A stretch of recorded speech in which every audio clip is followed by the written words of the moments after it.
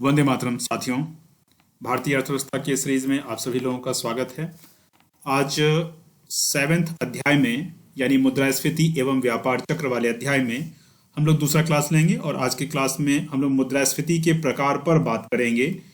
मुद्रास्फीति के कुछ प्रमुख प्रकार ये सब हैं, यानी अल्प मुद्रास्फीति, सरपट मुद्रास्फीति, जिसके और भी कई सारे नाम आगे हम देखेंगे, अति मुद्रास्फीति, हाइपर इन्फ्लेशन।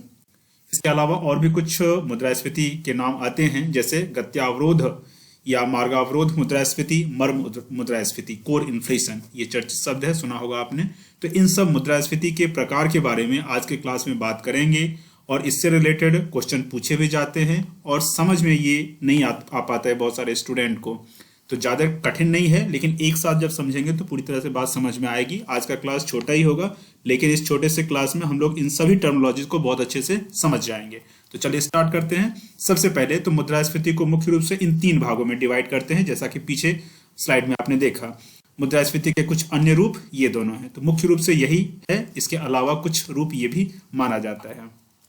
तो सबसे पहले अल्प मुद्रास्फीति, लो इन्फ्लेशन, या फिर सरकने वाली मुद्रास्फीति, क्रीपिंग इन्फ्लेशन। क्रीपिंग इन्फ्लेशन, एक और बात ध्यान रखना, यहां सिर्फ पारिभाषिक दृष्टिकोण से आपको मुद्रास्फीति के बारे में नहीं जानना है, बल्कि उन सब मुद्रास्फीति का क्या इम्पैक्ट पड़ेगा।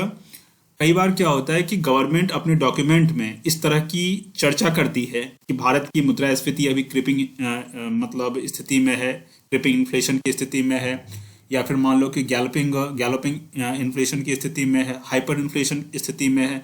तो कई बार समाचार पत्रों में जो आप यहाँ पढ़ रहे हैं उससे रिलेटेड कुछ बातें कही जाएंगी, तो आपको वहाँ ध्यान रखना है कि जो अखबारों में अगर मुद्रास्फीति की चर्चा आई और मुद्रास्फीति मैंने पढ़ रखा है, तो मुद्रास्फीति से रिलेटेड कौन सी चर्चा आ रही है, वहाँ पीटी का क्या सवाल बन सकता है, मेंस का क्या सवाल बन सकता है।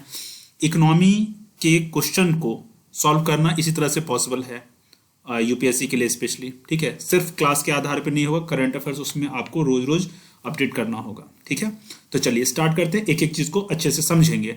तो क्रीपिंग इन्फ्लेशन, लो इन्फ्लेशन, इसका मतलब ये होता है कि ये एक ऐसी मुद्रास्फीति होती है जो कि धीमी और भविष्यवाणी करने योग्य, मतलब इसका प्रेडिक्शन किया जा सकता है, स्लो होती है। और ये मुद्रास्फीति अच्छी होगी या खराब होगी, ये मुद्रास्फीति बहुत ही खराब नहीं मानी जाती है, ठीक ही मानी जाती है। क्यों? क्योंकि थोड़ी इन्फ्लेशन की स्थिति रहेगी, थोड़ी महंगाई की स्थिति रहेगी, तो उद्योगों के लिए फायदे की स्थिति है, ठीक है। तो इसीलिए ये मुद्रास्फीति खराब नहीं मानी जाती है। इसका अगर विपरीत कहें तो द्रुत, दीर्घ, भविष्यवाणी नहीं किए जाने योग्य मुद्रास्फीति हो जाएगी, यानी फास्टर, बिगर और अनप्रेडिक्टेबल मुद्रास्फीति हो जाएगी। निश्चित तौर पे ये सब मुद्रास्फीति की जो स्थिति है वो अच्छी नहीं है। अल्प मुद्रास्फीति काफी लंबी अवधि के दौरान देखने को मिलता है, बहुत धीरे धीरे होती है। जैसे कि ये नॉर्मली सिंगल डिजिट का होता है, इसमें मासिक अगर मुद्रास्फीति इसका देखा जाए तो 2.3, 3.1 इस तरह का कुछ एक अंकीय होता है, ठीक है। अब दूसरा जो प्रकार है मुद्रास्फीति का वो है सरपट मुद्रास्फीति, गैलोपिंग इन्फ्लेशन, या फिर इसी का पत्रकारिता में यानी अखबारों में इस तरह के भी कुछ नाम इसके लिए उपयोग होते हैं और कंफ्यूजन भी आपको होता है। सब एक ही चीज है, hopping inflation, jumping inflation, run away या रनिंग इन्फ्लेशन। यानी कि नाम से ही स्पष्ट हो रहा है कि ये बहुत ही तीव्रता के साथ बढ़ने वाली मुद्रास्फीति है। इसका 2 या 3 अंकीय ये मुद्रास्फीति हो सकती है। जैसे मान लो कि 20 है यानी 2 अंकीय है, ये 100 है यानी 3 अंकीय है, 500 3 अंकीय है। तो इतने बड़े स्तर पर भी मुद्रास्फीति आगे जा सकती है, ठीक है। तो यहाँ 1970-80 के दशक में अर्जेंटीना, चिली, ब्राजील जैसे लैटिन अमेरिकी देशों में इस तरह की मुद्रास्फीति देखने को मिली, जहां 50 से लेकर के 700% तक मुद्रास्फीति हो गई थी। इसका मतलब क्या हुआ, जैसे मान लो कि किसी वस्तु का मूल्य एक समय में 100 है, ठीक है, तो वो बढ़ के कितना हो गया, अगर मान लो कि 50% मुद्रास्फीति है, यानी उसका मूल्य जो है, मान लो जितने समय में कहते हैं मासिक अगर मुद्रास्फीति है या वार्षिक है, अगर वार्षिक है तो एक साल में इतना हो गया, ठीक है, 150 हो गया, बहुत बड़ी बात है, 1.5 गुना दाम बढ़ जाना। या फिर 100 है तो अगर 700% बढ़ गया, इसका मतलब है उसका मूल्य कितना हो गया, 700 हो गया, 7 गुना बढ़ गया।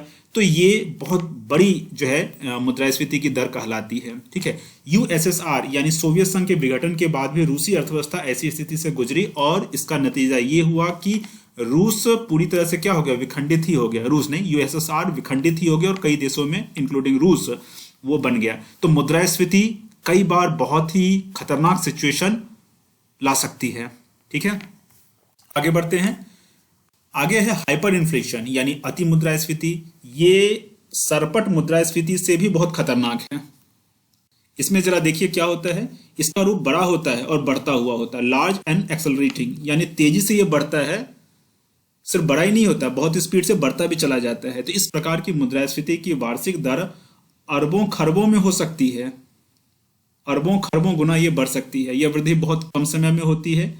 इस प्रकार की मुद्रास्फीति का सबसे बड़ा उदाहरण प्रथम विश्व युद्ध के बाद जर्मनी का है। पीछे शायद जर्मनी के बारे में मैंने आपको बताया था कि जर्मनी में 1923 में यानी फर्स्ट वर्ल्ड वार के बाद आप जानते हैं कि जर्मनी पर पश्चिमी देशों के द्वारा, मुख्य रूप से मतलब मित्र राष्ट्रों के द्वारा, अमेरिका और अन्य जो उसके सहयोगी हैं उन राष्ट्रों के द्वारा जर्मनी पर बहुत सारे आर्थिक प्रतिबंध लगाए गए। जर्मनी के साथ एक संधि की गई जिसको कहते हैं वर्साई की संधि।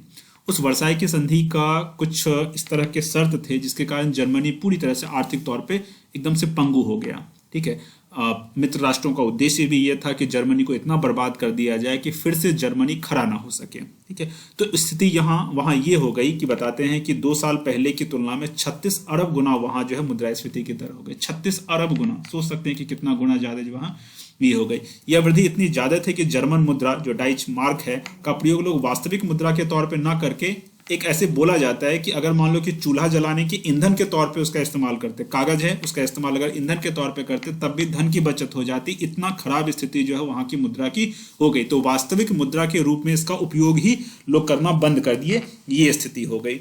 आप यहाँ के मुद्रा के संबंध में कुछ चीजों को देख सकते हैं। ये मार्क की स्थिति देखिए, लोग झाड़ू लगाया जा रहा है और इसको ऐसे फेंका जा रहा है, वाल के रूप में इसका प्रयोग किया जा रहा है, बच्चे खेल रहे हैं इस मुद्रा के उपयोग से। लेकिन इसमें सबसे महत्वपूर्ण बात यह है कि 1923 में ये स्थिति है। कुछ ही समय के बाद वहां हिटलर, एडोल्फ हिटलर का उदय होता है और जर्मनी की अर्थव्यवस्था जो पूरी तरह से बर्बाद हो चुकी थी उसने अपने आर्थिक उपायों के माध्यम से जर्मनी को पुनः खड़ा कर दिया। लेकिन सामान्य रूप से किताबों में हिटलर का चरित्र कुछ इस तरह से दिखाया जाता है कि वो बहुत ही नरभक्षी टाइप का व्यक्ति था। ठीक है, अगर वो मतलब तानाशाह था तो निश्चित तौर पे बहुत सारी गड़बड़ियां वो किया होगा, लेकिन आर्थिक संदर्भ में या फिर एक देश को फिर से अपने पैर पे खड़ा करने के संदर्भ में उसकी जो नीतियां थी वो बहुत ही प्रभावकारी मानी जा सकती है। खास करके जब हम ये देखते हैं कि सुभाष चंद्र बोस खुद जो है हिटलर से मिलने के लिए जाते हैं, इसका मतलब ये है सुभाष चंद्र बोस के मिशन में हिटलर ने सहयोग भी किया। इसका मतलब ये है कि हिटलर उतना भी बुरा नहीं था जितना कि किताबों में उसको दिखाया जाता है। क्योंकि हमारी जो किताबें हैं वो कहीं ना कहीं ब्रिटेन की जो मानसिकता है, उसका जो नैरेटिव है भारत को लेकर के, पूरी दुनिया को लेकर के, उसी को जानबूझ के प्रस्तुत किया जाता है ताकि हम उन्हीं के नजरिए से पूरी दुनिया को देखें। ठीक है, तो ये बोलना चाह रहा हूं इस एग्जाम्पल के माध्यम से कि अगर किसी देश की अर्थव्यवस्था इस स्थिति में भी पहुंच जाती है, अति मुद्रास्फीति वाली स्थिति में पहुंच जाती है, तो बहुत सारे ऐसे उपाय हो सकते हैं जिसके माध्यम से अर्थव्यवस्था को पुनः खड़ा किया जा सकता है। ठीक है, ऐसा कुछ उदाहरण आता है। जर्मनी में आर्थिक संकट आया उसके बारे में ऐसा कहा जाता था कि पहले लोग जेब में पैसा ले जाते थे, मार्क ले जाते थे और टोकरी में सामान लाते थे।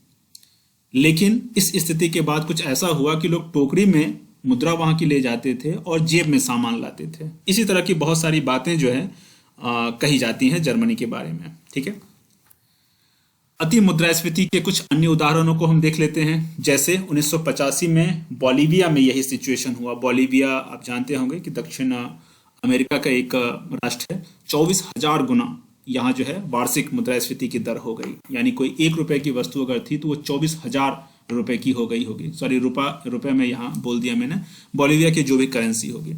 इसके अलावा 1993 में यूगोस्लाविया तो आपको पता ही होगा, यूगोस्लाविया बाद में सर्बिया और अन्य कई सारे राष्ट्रों में ये विभक्त हो गया यूगोस्लाविया। तो यूगोस्लाविया भी कोई देश नहीं है, लेकिन वहाँ 20% दैनिक के दर से वहाँ जो है मुद्रास्फीति हो रही थी। ये भी हाइपर इन्फ्लेशन का एक बहुत बड़ा एग्जांपल है। वेनेजुएला अगेन जो है दक्षिण अमेरिका का एक कंट्री, यहाँ पे 5.3 करोड़ वार्षिक की दर से बढ़ रहा था। इसके अलावा जिम्बाब्वे एक बहुत ही खूबसूरत एक अफ्रीकी कंट्री है, दक्षिणी साइड में है। यहाँ 900 अरब खरब यानी 90 बिलियन ट्रिलियन वार्षिक की दर से वहाँ मुद्रास्फीति बढ़ी। वास्तव में ये जो आंकड़े हैं वो आपको चकित कर रहे होंगे कि इतना बड़ा जो है ये आंकड़ा कैसे हो सकता है मुद्रास्फीति का। वैसे कई बार क्या होता है कि अगर किसी भी देश में विदेशी हस्तक्षेप है तब भी ये स्थिति उत्पन्न हो सकती है। कई बार पश्चिमी देश उनके बहुत सारे मैकेनिज्म हैं, बहुत सारे उनके टूल्स हैं, उन टूल का इस्तेमाल करके ऐसा करते हैं, फिर अपनी शर्तों पर उनको मजबूर कर देते हैं अपनी शर्तों को मानने के लिए, फिर जो है वो अर्थव्यवस्था फिर एक ठीक ठाक स्थिति में आ सकती है। ठीक है, जर्मनी जैसे देशों ने कोई शर्त स्वीकार नहीं की, या फिर अन्य देशों ने, रसिया ने भी वो अपने दम पर फिर से, जैसे रसिया को आप देख सकते हैं बहुत अच्छी स्थिति में आई। तो पश्चिमी देशों का जो एक शिकंजा है वो इन सब माध्यमों से, अति मुद्रास्फीति जैसे टूल्स के माध्यम से भी अपने शर्तों को मनवाने का वो प्रयास करते हैं। मुद्रास्फीति के कुछ अन्य रूपों पर बात कर लेते हैं। जैसे एक है गत्यावरोध या फिर मार्गावरोध मुद्रास्फीति, यानी बॉटलनेक इन्फ्लेशन। अच्छा टॉपिक है, क्वेश्चन पूछा गया है कई बार कई सारे एग्जाम में। तो जब मांग अपने पुराने स्तर पर रहे लेकिन आपूर्ति पक्ष के अवरोध, जैसे मान लो कि आपूर्ति ही नहीं हो पा रही है, इसीलिए इसको कहते ही है कि मांग जनित मुद्रास्फीति। यानी कि मुद्रास्फीति का कारण क्या है कि मांग तो ठीक ठीक है लेकिन आपूर्ति हो नहीं पा रही है। तो चूंकि आपूर्ति हो नहीं पा रही है, बाजार में वस्तुओं का जो उपलब्धता है वो कम हो गई है। मांग ठीक है लेकिन उपलब्धता कम हो गई है। इसके कारण क्या होगा? इसके कारण महंगाई बढ़ जाएगी, वस्तुओं की कीमत बढ़ जाएगी। ये आपूर्ति पक्ष का अवरोध कई कारणों से हो सकता है। ठीक है, इसमें आपूर्ति में अचानक या बहुत तेजी से गिरावट आ जाए। सपोज करो कि आज ही अगर गेहूं किसी कारण से जो है गेहूं की उपलब्धता खत्म हो जाती है, वैसे तो गेहूं की उपलब्धता एकाएक खत्म नहीं होगी, लेकिन कोई भी एक सामान जिसकी उपलब्धता खत्म, कोई दवाई है या कुछ भी है, तो उसका मूल्य एकाएक मार्केट में क्या हो जाएगा? बढ़ जाएगा। इसी को बॉटलनेक इन्फ्लेशन कहते हैं। इंपॉर्टेंट टॉपिक है, ध्यान रखेंगे। नेक्स्ट है मर्म मुद्रास्फीति। इस टॉपिक को समझेंगे। मर्म मुद्रास्फीति एग्जैक्टली होता क्या है? तो देखो, मर्म मुद्रास्फीति यानी कोर इन्फ्लेशन। कोर इन्फ्लेशन का मतलब ये होता है कि इन्फ्लेशन के लिस्ट से, इन्फ्लेशन तो वस्तुओं का ही होगा, तो कुछ चीजों को हटा दिया जाए, कुछ चीजों को एक्सक्लूड कर दिया जाए, तो वो कोर इन्फ्लेशन कहलाता है। ठीक है, कुछ चीजों को हटा दिया जाए। किन चीजों को हटा दिया जाए? सामान्यतः ऐसे चीजों को हटाया जाता है जिसका प्राइस जो है वो एग्जैक्टली सेम नहीं रह पाता, मतलब वो ऊपर नीचे होते रहता है। ठीक है, तो वैसे चीजों को सामान्य रूप से हटाया जाता है। पश्चिमी अर्थव्यवस्थाओं में कोर इन्फ्लेशन एक बहुत ही अच्छा कॉन्सेप्ट है, और मुख्य रूप से इसमें ऊर्जा और खाने के जो सामान है उनको हटा दिया जाता है। उसको हटाने के बाद जो वस्तुएं बची उसमें फिर इन्फ्लेशन यानी कि महंगाई को देखा जाता है। ठीक है, इस बात को समझ गए। तो कोर इन्फ्लेशन का जो मुख्य पॉइंट ये है कि ऊर्जा और खाने वाले सामान को छोड़कर जो चीजें बची उसको फिर मतलब उसका फिर मुद्रास्फीति निकाला जाता है। तो इस अवधारणा को कोर इन्फ्लेशन कहा जाता है। भारत में अगर बात करें तो भारत में बताते हैं कि इस तरह का इन्फ्लेशन ज्यादा उपयोगी नहीं है, क्योंकि यहाँ महंगाई होती ही है ऊर्जा और खाने वाले सामानों के कारण। लेकिन फिर भी 2000-2001 में पहली बार भारत सरकार ने इस अवधारणा को अपनाया था। कोर इन्फ्लेशन अभी ऑफिशियल एक इन्फ्लेशन का प्रकार है, भारत में अपनाया जाता है।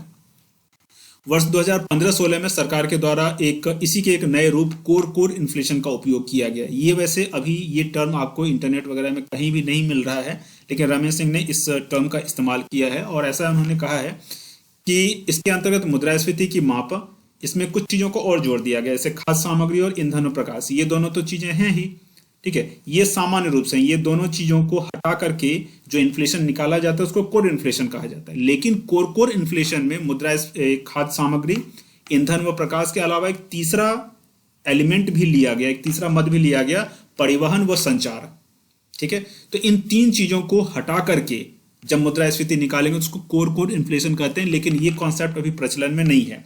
लेकिन एक नया कॉन्सेप्ट जो है वो बाद में आया था एक आर्थिक समीक्षा में, शायद 2018-19 के आसपास, उसको कहते हैं refined core inflation. Refined core inflation यानी कि कोर इन्फ्लेशन ही उसको रिफाइंड बताया जा रहा है। रिफाइंड यानी परिष्कृत कोर इन्फ्लेशन। ठीक है, इसका मतलब यह बताया गया कि कोर इन्फ्लेशन में दो चीजों को हटाया जाता है, खाद्य सामग्री को और ईंधन व प्रकाश को। ठीक है, अभी आप कोर इन्फ्लेशन ना समझे, सिर्फ कोर इन्फ्लेशन समझे। तो कोर इन्फ्लेशन में खाद्य सामग्री और ईंधन व प्रकाश को, इस मद को हटा दिया जाएगा। ठीक है, तब जो इन्फ्लेशन निकलेगा that is core inflation. Refined core inflation में क्या किया जाता है कि खाद्य सामग्री, ईंधन व प्रकाश, इसके साथ साथ परिवहन व संचार से संबंधित कुछ चीजों को भी इन्फ्लेशन के लिस्ट से हटाया जाता है। जैसे किस किस चीज को हटाया जाता है? तो इसमें हटाया जाता है वाहनों में उपयोग किए जाने वाले पेट्रोल व डीजल। वाहनों में प्रयोग किए जाने वाले पेट्रोल डीजल को हटाया जाता है। फिर स्नेहकों को यानी लुब्रिकेंट्स को हटाया जाता है। तो ये तीन चीजों को याद रखेंगे, पेट्रोल, डीजल और स्नेहक, इसको भी हटा दिया जाता है और वो परिवहन व संचार के लिस्ट में ही आता है। तो उसको हम लोग क्या कहते हैं, रिफाइंड कोर इन्फ्लेशन कहते हैं। ये भी ज्यादा प्रचलित नहीं है लेकिन फिर भी जब शब्द आया है तो देख लेते हैं। द वायर में एक इस पे आर्टिकल एक छपा है, इसको हम लोग यहाँ देख लेते हैं और क्लियर हो जाएगा। इकोनॉमिक सर्वे में इस टर्म का यूज किया गया था, रिफाइंड कोर इन्फ्लेशन। इसमें किस किस चीज को एक्सक्लूड किया जाता है, मेन फ्यूल आइटम्स जैसे petrol for vehicle, diesel for vehicle, ठीक है, वाहनों में प्रयोग किया जाने वाला पेट्रोल और डीजल, इसके अलावा लुब्रिकेंट्स यानी कि स्नेह का। इन तीन मदों को जो है क्या किया जाएगा, एक्सक्लूड किया जाएगा। ये इन दोनों के अलावा है, यानी कि फूड एंड ब्रेवरेज जो है यानी खाद्य सामग्री, इसके अलावा फ्यूल और मतलब ईंधन और प्रकाश। तो ईंधन और प्रकाश और फूड एंड ब्रेवरेज ये तो है ही, पीछे आप देख लीजिए, ये खाद्य सामग्री और ईंधन और प्रकाश ये तो है ही। इसके अलावा ये तीसरा चीज क्या लिया गया, ये तीसरा चीज में ये आ जाता है, petrol for vehicle, diesel for vehicle and lubricants, ठीक है। तो चलिए आज का क्लास हमारा इतना ही है, खत्म हो रहा है। मैं उम्मीद करता हूं कि आज के क्लास में जितनी भी चीज़ों को हम लोगों ने डिस्कस किया है वो आपको सब समझ में आया होगा। मुद्रास्फीति के प्रकारों को हम लोगों ने देखा है। जो भी सवाल हो आप कमेंट करके पूछ सकते हैं। मिलते हैं फिर अगले क्लास में। वंदे मातरम।